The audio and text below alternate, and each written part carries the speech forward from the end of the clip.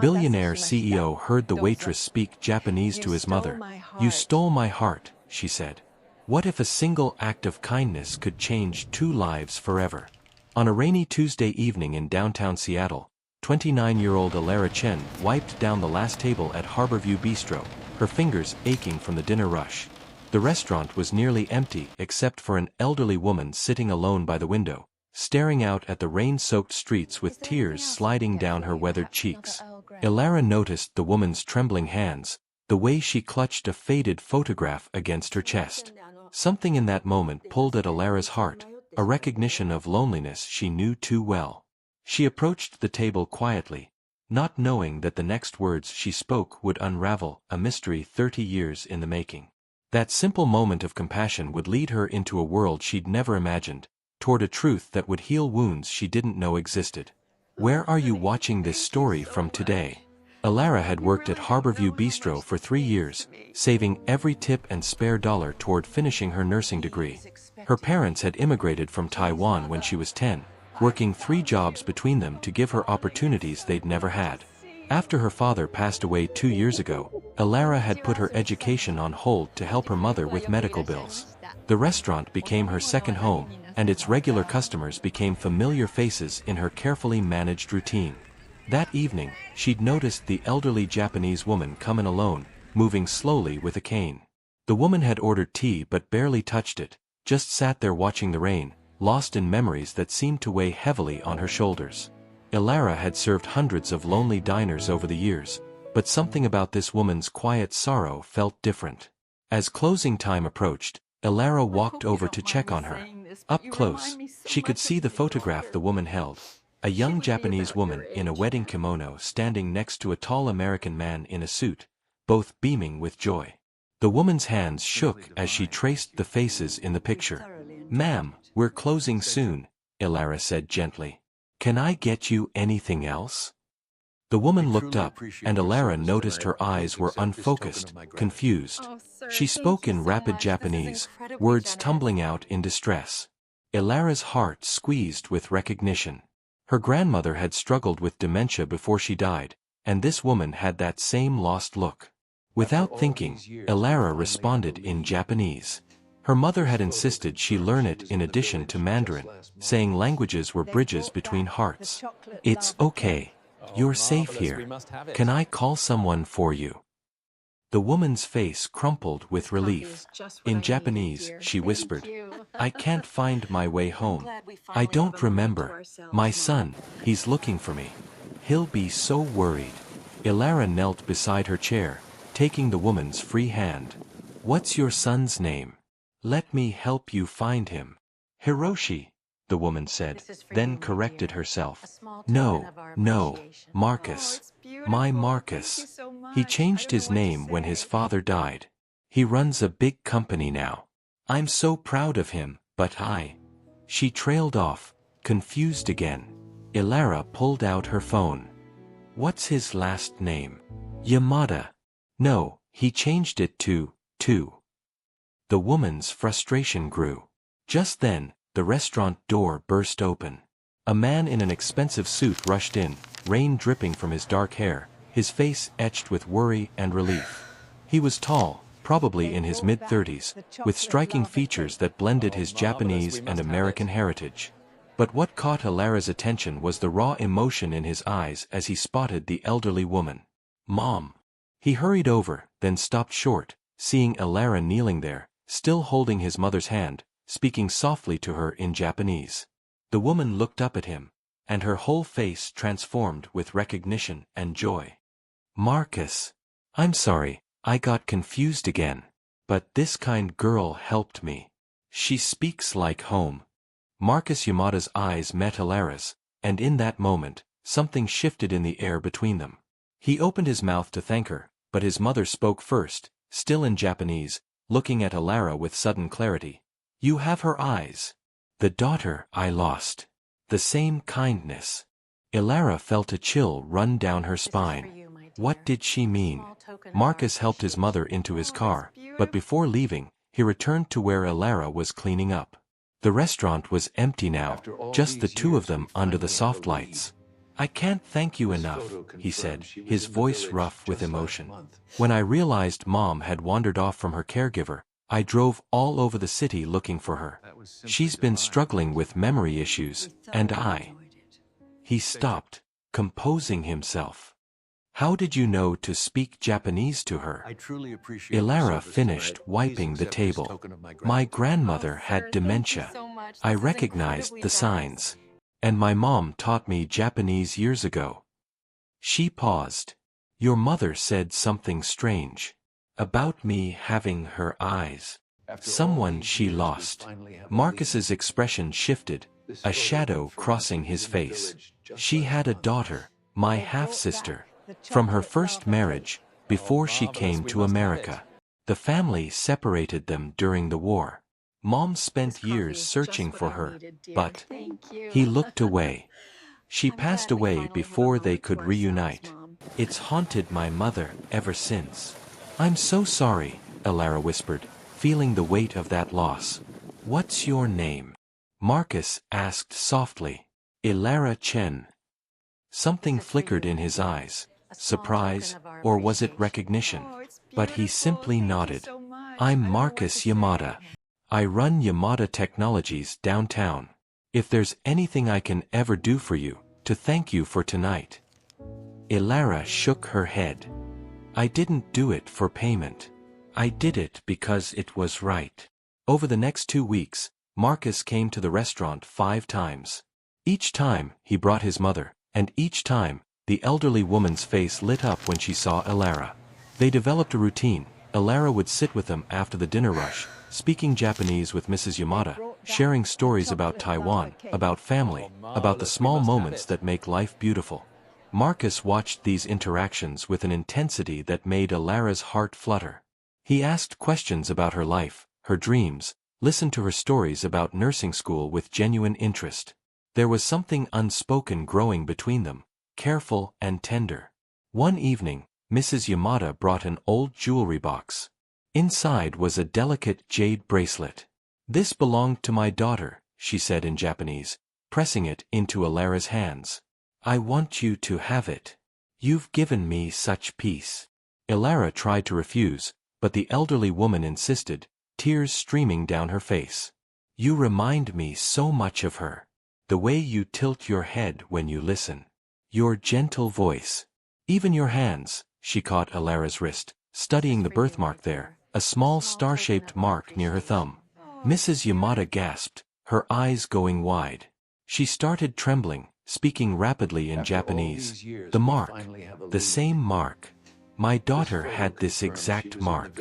How? How is this possible? Marcus leaned forward, alarm in his voice. Mom, what are you saying? If this moment of revelation touched your heart, please give this story a thumbs up. But Mrs. Yamada wasn't finished. She grabbed her purse with shaking hands, pulled out an old envelope yellowed with age.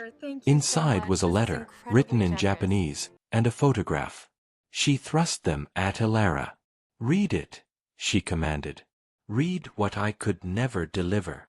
Ilara's hands trembled as she unfolded the letter. The words blurred before her eyes, but one phrase stood out, making her blood run cold. To my daughter Chen Mei Lin, taken from me in 1965. Chen. Her mother's maiden name. Her grandmother's name. The restaurant seemed to tilt around Ilara. She looked up at Mrs. Yamada's tear-streaked face, then at Marcus, who was reading the letter over her shoulder, his expression frozen in shock. That's impossible, Ilara breathed.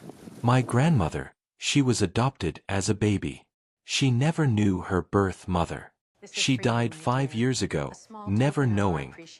Mrs. Yamada reached across the table, cupping Ilara's face with both hands. Chen Mei Lin was my daughter. I had to give her up when I remarried and came to America.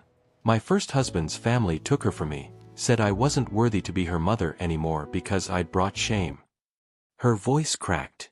I searched for 40 years. Private investigators, letters, everything. But I could never find her. Ilara felt tears streaming down her own face.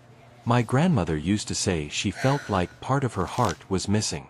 She'd stare at old photographs and cry, saying she couldn't remember her mother's voice. I never stopped loving her, Mrs. Yamada sobbed. Every single day, I thought about my little girl. And now you're here. My granddaughter. The universe brought you to me when I was lost. Marcus stood abruptly, walking to the window, his shoulders tense. When he turned back, his eyes were red. This is a lot to process. For all of us. He was right. Elara felt like her entire identity had shifted beneath her feet. Everything she knew about her family, her history, it had just been rewritten. She looked at the jade bracelet on her wrist, the one that had belonged to the grandmother she'd never known she had. I need proof, she heard herself say, her voice surprisingly steady. DNA test. Records. Something concrete. Not because I don't believe you, but because... She met Mrs. Yamada's eyes. Because I need to be sure before I let myself hope. Mrs. Yamada nodded, understanding in her face. Yes. Of course. We'll do it properly. The DNA results came back 3 weeks later. Marcus called her personally, his voice thick with emotion. It's confirmed. You're my niece. Mom's granddaughter. Elara sat down on her apartment steps, the phone pressed to her ear, unable to speak. Marcus continued, gentle now. I know this is overwhelming. But Mom hasn't been this lucid, this happy, in months. Meeting you has given her something to hold onto. And He paused. I'd like to get to know my cousin. If you'll let me. Cousin, Elara repeated, testing the word. It felt strange and wonderful at the same time.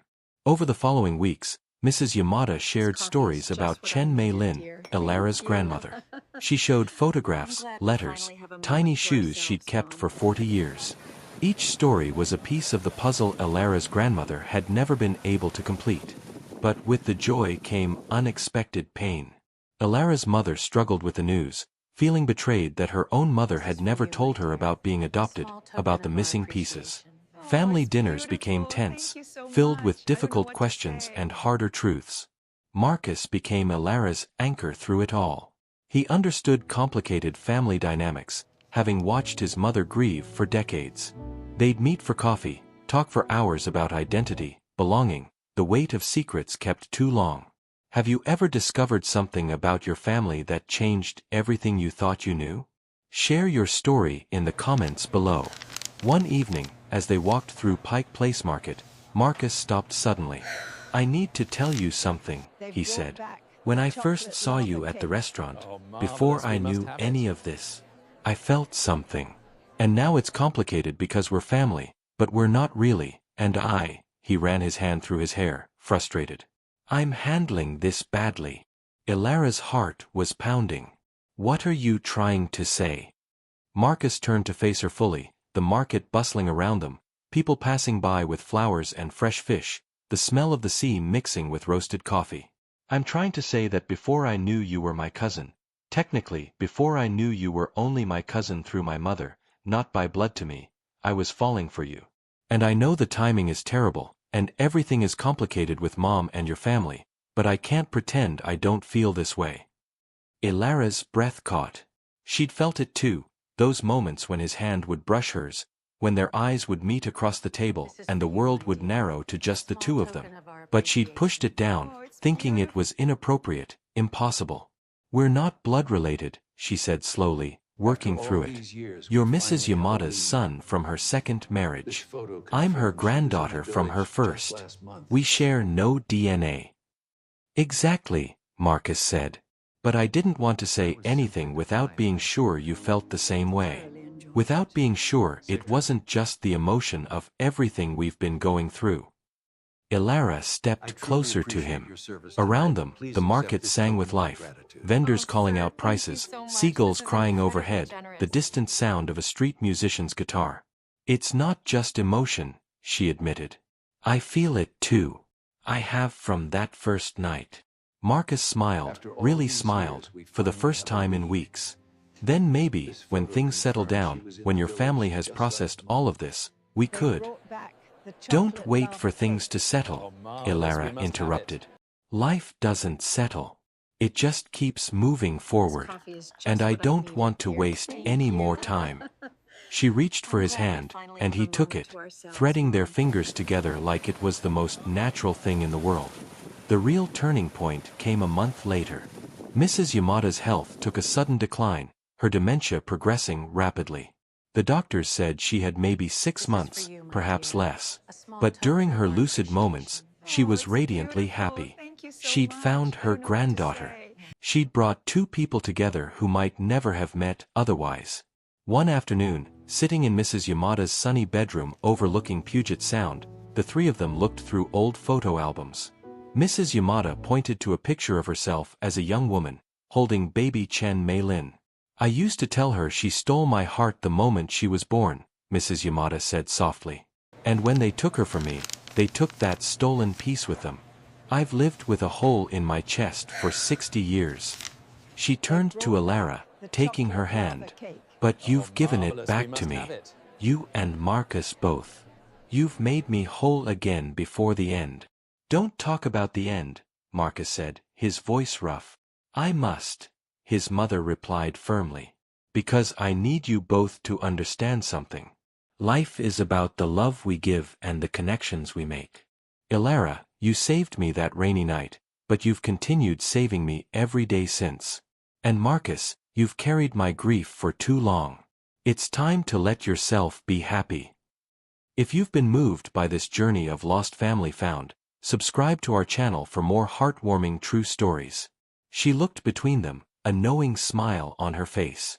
You two think I haven't noticed the way you look at each other? Old age doesn't make you blind to love.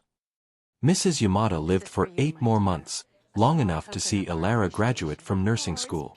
Marcus surprised Ilara at the ceremony with flowers, and his mother was there in a wheelchair, beaming with pride, telling anyone who would listen about her brilliant granddaughter. My daughter would have been so proud, she kept saying, and Ilara knew she meant Chen Mei-lin, the grandmother Ilara had loved but never fully known until now.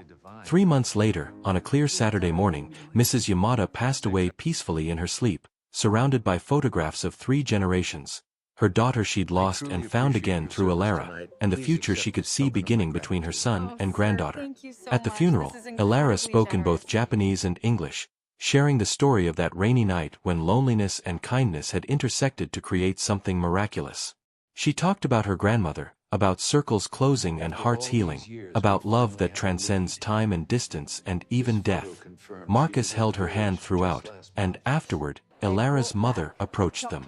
She'd been distant through much of this journey, processing her own complicated feelings about the secrets her mother had kept. But now, with tears in her eyes, she hugged Ilara tight. I understand now, she whispered. Your grandmother carried so much pain silently, trying to protect us. And you've given her story a beautiful ending, even though she's not here to see it. 6 months after Mrs. Yamada's passing, Marcus and Ilara stood on a beach in Japan, visiting the small town where Mrs. Yamada had been born. They'd brought her ashes to scatter in the sea, fulfilling her final wish to return home. As they watched the sunset paint the water gold and pink, Marcus pulled Ilara close. She brought us together, you know. That night she got lost wasn't random. She told me once, toward the end, that she'd felt pulled to that restaurant. Like something was calling her there. Ilara leaned into him, feeling the truth of it. Maybe love is like that. It finds a way, even across decades, even through loss. It finds a way home. They scattered the ashes together, speaking words of love and gratitude in Japanese, honoring the woman who had endured so much heartbreak but had ultimately helped create something beautiful. A family reunited, a love story born from compassion and healing that rippled across 3 generations. Back in Seattle, Ilara continued working as a nurse, but now she specialized in elderly care, particularly patients with dementia. She thought of Mrs. Yamada with every patient she comforted, every confused hand she held. The jade bracelet never left her wrist.